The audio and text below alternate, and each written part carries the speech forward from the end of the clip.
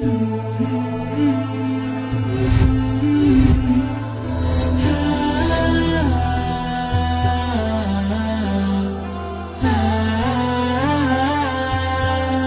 taubatnya Malik bin Dinar.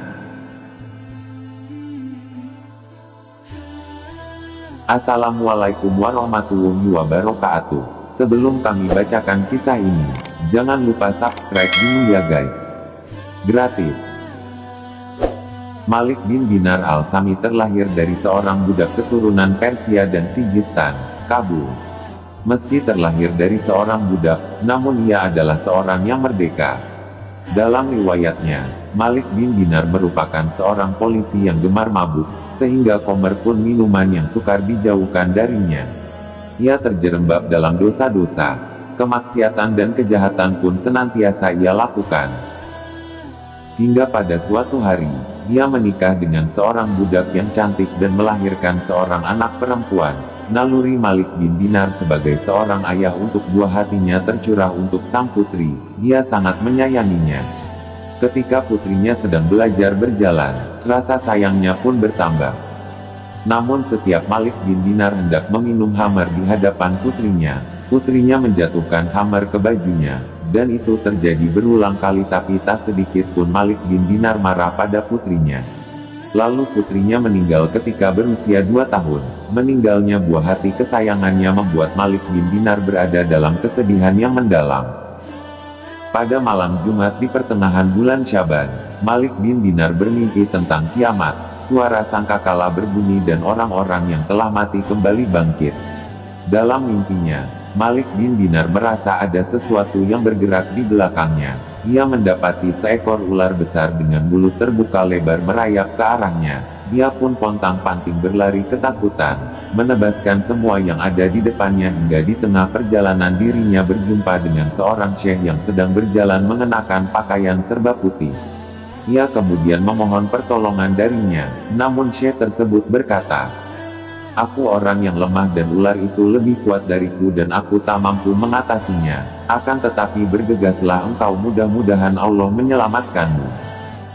Mendengar jawaban tersebut, Malik bin Dinar menambah laju kakinya karena ular besar itu semakin mendekat. Ia pun memanjat tebing tinggi yang ada di hadapannya. Di balik tebing itu, terlihat kobaran api yang menyala-nyala, tempat kembalinya orang-orang yang ingkar pada Tuhannya, yakni neraka. Tatkala telah berada di ujung langkah terjerumus pada neraka, seseorang memanggil namanya dan menyuruh kembali. Ia pun bergegas pulang. Namun ular besar itu mengejarnya kembali, hingga Malik bin Dinar berlari terpontang-panting. Langkahnya semakin cepat dan bertemu kembali dengan seorang syekh. Ia pun kembali memohon untuk menyelamatkan dirinya dari kejaran ular besar. Kedua matanya pun nampak basah. Namun syekh tersebut berkata, "Aku seorang yang lemah, tetapi pergilah ke gunung itu karena di sana terdapat banyak simpanan kaum muslimin. Kalau engkau punya barang simpanan di sana maka barang itu akan menolongmu." Malik bin Dinar pun menuruti perkataan syekh. Dia melihat gunung itu berwarna perak dan banyak terdapat tirai-tirai yang bercahaya, berdaun pintu emas yang memiliki tira sutra. Ular besar itu kembali terlihat dan menuju arahnya. Terdengar ucapan malaikat, "Bukalah pintunya dan angkatlah kain penutupnya. Keluarlah kamu sekalian, barangkali ada di antara kamu yang dapat menolong orang jahat ini." Kemudian Malik bin Dinar selamat dari kejaran ular besar dan menemukan putrinya. Putrinya berkata, "Ayahku, demi Allah."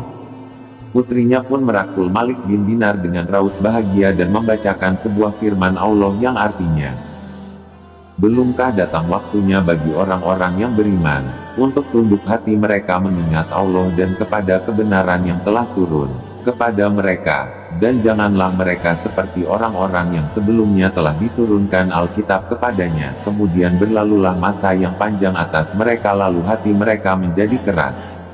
Dan kebanyakan di antara mereka adalah orang-orang yang fasik." Is Al-Hadid 16.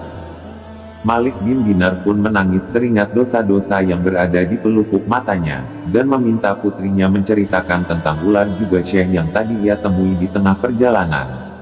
Putrinya pun menjelaskan bahwa ular tersebut adalah amalan jelek yang mengantarkan ke neraka, sedangkan Syekh yang mengenakan baju putih adalah amal baik. Malik pun berkata, "Wahai anakku, apa yang kalian perbuat di gunung itu?" Dia menjawab, "Kami adalah anak-anak orang muslim yang di sini hingga terjadinya hari kiamat. Kami menunggu kalian hingga datang pada kami kemudian kami memberi syafaat pada kalian." Ia pun terbangun dari mimpinya, lalu pun bergegas meninggalkan semua keburukan yang menemani hidupnya selama ini. Ia memohon ampunan pada Allah Subhanahu wa Ta'ala dengan penuh kesungguhan hati, hingga mengantarkan dirinya menjadi murid Hasan al-Basri. Dia termasuk sebagai ahli hadits sahih dan merawikan hadits dari tokoh-tokoh kepercayaan di masa lampau seperti Anas bin Malik dan Ibnu Sirin. Malik bin Dinar adalah seorang kaligrafer Al-Quran yang terkenal. Ia pun menyusul putrinya sekitar tahun 130 H. 748 M.